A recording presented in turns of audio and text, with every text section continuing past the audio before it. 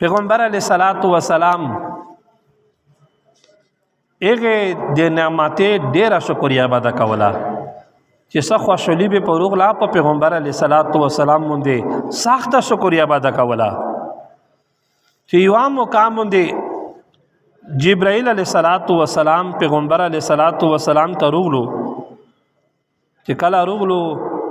بیا دا جبرائیل امین پیغمبر ته فرمایي چې پیغمبره وقال الله انه يقول من صلى عليك واحده صلى الله عليه عشرا پیغمبر علیہ الصلوۃ والسلام ته روغلو او وته وی چې پیغمبر الله وی چې سیک په تو باندې یو ورته درود وی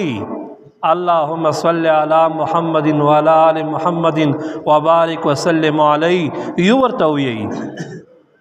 وکه الله رب العزت په دغه انسان باندې الله پاک لاس رحمتینا الله پوروي لاس رحمتینا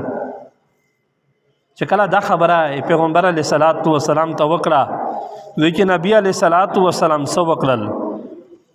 نبی علیہ الصلوۃ والسلام فسجد سجودا طویلا وکه پیغمبر علیہ الصلوۃ والسلام په سجدا باندې سملستو شو وجدا سجدا الله پاک ته وکړه په دې باندې چې یو ورته په مو باندې سیک درود وی رب الله پاک په باندې لاس رحمتینا الله وروي په دا خبره په د خوشحالي خبره د زری باندې چې په پیغمبر علیہ الصلوۃ والسلام باندې وکړو نبی علیہ الصلوۃ والسلام په سجدا باندې الله پاک ته سملستو او شو دا سجدا وکړه ها یو صحابي وی قال عبد الرحمن ابن عوف حتى ظننت انه مات طول السجود وی چې مو پیغمبر علیہ الصلوۃ والسلام جوړی دلو چې دامره وجدا سجدا وکړه می وی چې په سجدا سے وفات شو دنیا نه لړو الله پاک خپل کړو دامره الله پاک ته سجدا وکړه وجدا سجدا په سجدا سملستو په ډېر موقع باندې نبی علیہ الصلوۃ والسلام سجدا کړی دو بلکہ صحابہ کرامہ کړی دو ابو بکر صدیق رضی اللہ تعالی عنہ سمرا لوی اوچا صحابی دا ایغه په واخشه مسلمہ کذاب یو کافر وو پیغمبري دعوی کړی وا بیا کله چې دا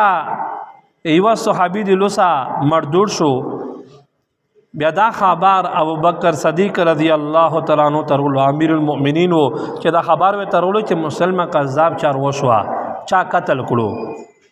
ډېر خوشحالي دی واجنا د الله د شکرې دی واجنا الله ته په سجدا باندې سملستو سجدا الله پاک ته وکړه الحمدلله چې دې غم نه خلاص وي نو دا سجدا زنا خلق دا کو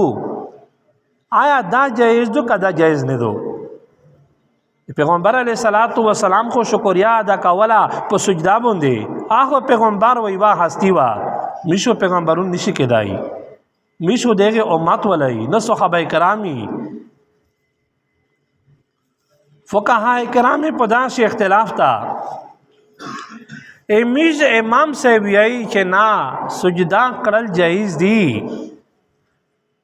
سیمر امامون جی دا غون قائل دی دغه چې سجدا کړل جایز دی کا سړی او بو سی جایز دی